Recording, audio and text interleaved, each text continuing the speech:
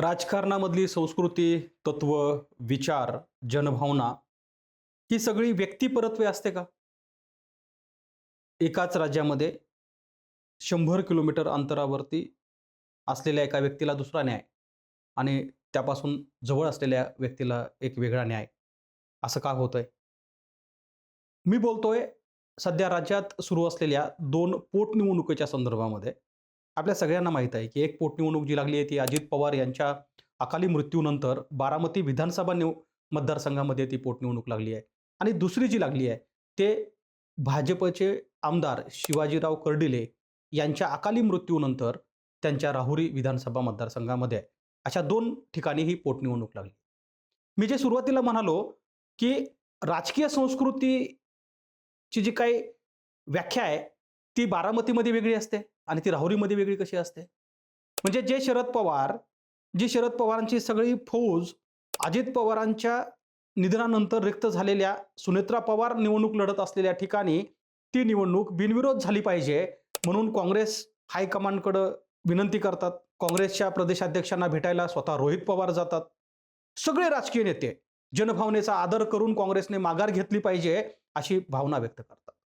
मात्र त्याच पवारांची राष्ट्रवादी काँग्रेस ज्यावेळेस राहुरी विधानसभा मतदारसंघामध्ये पोटनिवडणुकीसाठी ऐनवेळी उमेदवार पळून गेलेला असताना सुद्धा एक नौखा उमेदवार देऊन तिथे निवडणूक लावते आणि मग प्रश्न येतो तो राजकीय संस्कृतीचा. आणि याच राजकीय संस्कृतीवर बोलण्यासाठी आज मी तुमच्या समोर आहे. नमस्कार, मी गोविंद शेळके आणि तुम्ही बघताय कट टू कट. खरं तर सुरुवातीलाच सांगितल्याप्रमाणे बारामती विधानसभा मतदारसंघामध्ये काँग्रेसने उमेदवार दिल्यानंतर आकाश मोरे यांनी उमेदवारी अर्ज काढून घ्यावा म्हणून अगदी शेवटच्या क्षणापर्यंत सगळ्या प्रकारचे प्रयत्न झाले. सुरुवातीला शरद पवारांनी काँग्रेसकडं विनंती वजा त्यांचं कौतुक केलं आणि काँग्रेस पक्षाला पूर्ण अधिकार आहे की त्यांनी ती निवडणूक लढवावी की नाही हा त्यांचा निर्णय आज सांगितलं. त्यानंतर मात्र त्यांनीही विनंती केली आणि काँग्रेस हायकमांडनं ती विनंती मान्य केली. खरं तर अजित पवारांच्या जाण्याचं दुःख इतकं मोठं आहे की ते प्रत्येक राजकीय पक्षात आहे, किंबहुना सामान्य माणसं सुद्धा आणखी त्या शोकातून बाहेर आलेले नाही आहेत. हे वास्तव जरी असलं तरी मात्र या जनभावनेचा विचार ज्यावेळेस आपण राजकीय अँगलनी करतो त्यावेळी मात्र राहुरी विधानसभा मतदारसंघाकडे वेगळ्या नजरेनं का बघायचं? अगदी सुटं सांगतो. काय झालंय? म्हणजे ज्या राष्ट्रवादी काँग्रेसने बारामती विधानसभा मतदारसंघामध्ये बिनविरोध निवडणूक व्हावी म्हणून काँग्रेसने उमेदवार दिल्यानंतर सुद्धा त्यांच्यावरती दबाव टाकून किंबहुना त्यांना विनंती करून त्या ठिकाणी उमेदवारी अर्ज मागं घेण्यासाठी प्रयत्न केले आणि त्यात ते यशस्वी झाले. मग तिथून अगदी 100-150 किलोमीटर अंतरावर असलेल्या राहुरी विधानसभा मतदारसंघामध्ये अहिल्यानगरमध्ये काय झालं? तर त्या ठिकाणी प्राजक्त तनपुरे हे ज्या राष्ट्रवादी काँग्रेस शरद पवार गटाकडनं उमेदवार राहणार होते, ऐनवेळी देवेंद्र फडणवीसांनी केरळमधून फोन फिरवला. रवींद्र चव्हाण त्यासाठी अहिल्यानगरमध्ये दाखल झाले आणि आपल्याला माहिती आहे की शेवटच्या क्षणी ज्या काही घडामोडी राहुरीमध्ये घडल्या आणि त्यात निर्णय झाला आणि प्राजक्त तनपुरे यांनी उमेदवारी अर्ज मागे घेतला. खरं तर काय होतंय नेमकं? प्राजक्त तनपुरे हे राष्ट्रवादी काँग्रेस शरद पवार गटाचे उमेदवार म्हणून जर कदाचित अक्षय कर्डिले यांच्या समोर राहिले असते तर तिथलं चित्र सुद्धा वेगळं राहिलं असतं. कारण आपल्याला माहित आहे तनपुरे कुटुंबांचं कर्डिले कुटुंबांच्या विरोधामध्ये पारंपरिक लढाई राहुरी विधानसभा मतदारसंघामध्ये होत आहे. आणि हे तेच प्राजक्त तनपुरे आहेत ज्यांनी यापूर्वी शिवाजी कर्डिले ज्यांचं या निधन झालं काही दिवसापूर्वी त्यांचा सुद्धा याच मतदारसंघामध्ये पराभव केला होता. शिवाजीराव कर्डिले यांची ताकद या मतदारसंघामध्ये इतकी आहे की काही दिवसापूर्वी ज्या राहुरी शहराच्या नगरपालिकेच्या निवडणुका झाल्या त्या नगरपालिका निवडणुकीमध्ये थेट जनतेतून जो काही नगराध्यक्ष झाला तो सुद्धा प्राजक्त तनपुरे यांच्या गटाचा होता. आणि एवढी ताकद असताना सुद्धा शरद पवार गटाकडनं त्यांनी ऐनवेळी माघार घेतली. आता त्यांची भूमिका आणखी निश्चित झालेली नाही. खरं तर जन आशीर्वाद यात्रेच्या माध्यमातून ज्या प्राजक्त तनपुरे यांनी राहुरी विधानसभा मतदारसंघ अक्षरशः पिंजून काढला होता त्याच प्राजक्त तनपुरे यांनी माघार घेतली आणि तिथे मात्र गोविंद मुकाटे नावाचा एक कार्यकर्ता जो इतका नौखा होता की अगदी सगळ्यात मोठं पद जर गोविंद मुकाटे यांनी यापूर्वी अहिल्यानगरमध्ये कोणतं भोगलं असेल तर ते एकेकाळी पंचायत समितीचे सदस्य राहिले होते. आणि हेच गोविंद मुकाटे खरं तर सुरुवात त्यांच्या राजकारणाची कुणापासून झाली असेल तर ते अर्थात शिवाजी कर्डिले यांच्यापासून झाली होती. शिवाजी कर्डिले यांचे अत्यंत विश्वासू कार्यकर्ते म्हणून गोविंद मुकाटे यांची ओळख होते. मात्र गोविंद मुकाटे यांच्याविषयी ही गोष्ट मुद्दामून सांगितली पाहिजे की ज्यावेळी राहुरी विधानसभा मतदारसंघामध्ये पोटनिवडणुकीचा उमेदवारी अर्ज भरायचा होता त्यावेळी गोविंद मुकाटे यांनी अपक्ष उमेदवारी अर्ज भरला होता. प्राजक्त तनपुरे यांनी नाट्यमयरित्या याच्यातून माघार घेतल्यानंतर शरद पवार गटाकडे कोणताही पर्याय नव्हता, कुठलाही मातब्बर नेता नव्हता आणि अशावेळी गोविंद मुकाटे नावाच्या एका अपक्ष उमेदवाराला एबी फॉर्म देण्यात आला आणि आपण बघतोय तेच गोविंद मुकाटे हे अक्षय कर्डिले, जे शिवाजी कर्डिले यांचे चिरंजीव आहेत, त्यांच्या विरोधामध्ये राहुरी विधानसभेची निवडणूक लढत आहेत. खरं तर लोकांना अपेक्षा होती की ज्या बारामती विधानसभा मतदारसंघामध्ये निवडणूक बिनविरोध झाली पाहिजे आणि म्हणून सगळ्या मोठ्या पक्षांनी निर्णय घेतला आणि तिथे सुनेत्रा पवार यांना अगदी मोठ्या फरकाने निवडून देण्याचं ठरवलं. तोच नियम शिवाजी कर्डिले यांच्यानंतर का लागू झाला नाही, या प्रश्नाचं उत्तर मात्र अद्याप कुठल्याही राजकीय नेत्यांनी दिलेलं नाही. खरं तर अजित पवारांचं जाणं आणि शिवाजीराव कर्डिले यांचं जाणं या दोघांची तुलनाच होऊ शकत नाही. प्रत्येक व्यक्तीचं जाणं हे तितकंच वाईट, वेदनादायी आहे. मात्र ज्यावेळेस आपण या सगळ्या विषयाकडे राजकीय अँगलने बघू, त्यावेळी मात्र या प्रश्नाचं उत्तर मिळालं पाहिजे की जे शरद पवार ज्या राहुरीमध्ये सुनेत्रा पवारांच्या विरोधामध्ये असलेल्या काँग्रेसच्या उमेदवाराचा उमेदवारी अर्ज मागे घेण्यासाठी सगळे टोकाचे प्रयत्न करतात आणि इकडे मात्र मातब्बर उमेदवार नसताना सुद्धा अक्षय कर्डिलेंच्या समोर गोविंद मुकाटे सारखा एक नौखा उमेदवार देतात. याचा अर्थ काय? बरं, इतक्यावरती राष्ट्रवादी काँग्रेस थांबली आहे का?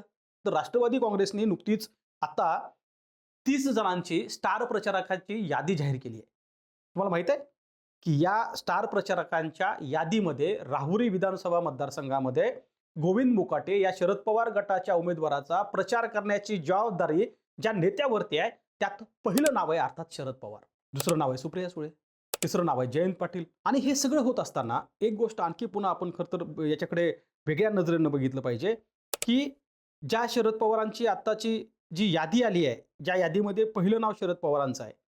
आता खरंच शरद पवार या निवडणुकीमध्ये प्रचार करणार आहेत का? कारण आपल्या सगळ्याला माहित आहे की शरद पवारांची प्रकृती सध्या व्यवस्थित दिसत नाहीये. आपण बघितलं त्यांना की परवा राज्यसभेच्या खासदारकीची जी काही शपथ घ्यायची होती ती सुद्धा व्हीलचेअरवर बसून पवारांनी घेतली होती. आणि मग अट्टहास कशासाठी, हा प्रश्न मात्र अनुत्तरित आहे. म्हणून प्रश्न असा उपस्थित होतोय की बारामतीमध्ये जो नियम लागू झाला तो नियम राहुरीमध्ये लागू झाला नाही आणि राहुरीमध्ये तर नवीन राजकारण काय पाहायला मिळत आहे, तर राहुरी विधानसभा मतदारसंघामध्ये देवेंद्र फडणवीस यांनी रवींद्र चव्हाण यांच्याकरवी जी काही खेळी शेवटच्या काळात केली, ती खेळी अहिल्यानगर जिल्ह्यातलं राजकारण बदलणारी आहे.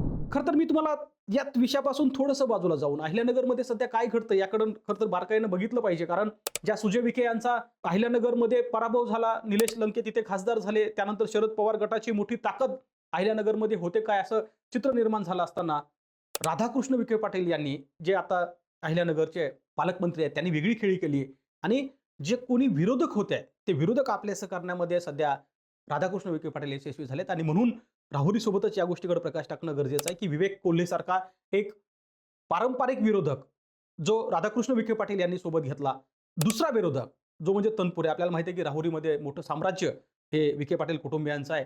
मात्र त्याच शहरावरती कायम पकड जी कुणाची राहिली आहे तर ती तनपुरे कुटुंबाची राहिली. बरं, तनपुरे काही प्राजक्त तनपुरे काही एकटे या निवडणुकीमध्ये समोर आलेत असं नाहीये, तर प्राजक्त तनपुरे यांचे वडील सुद्धा 10 वर्ष तिथे आमदार होते आणि त्यानंतर कधी काळी प्राजक्त तनपुरे हे स्वतः सुद्धा मंत्री राहिलेले आहेत. आणि म्हणून प्राजक्त तनपुरेच्या माध्यमातून विखे पाटील यांनी एकतर शत्रू कमी केला, त्यापूर्वी विवेक कोल्हेच्या माध्यमातून दुसरा शत्रू कमी केला.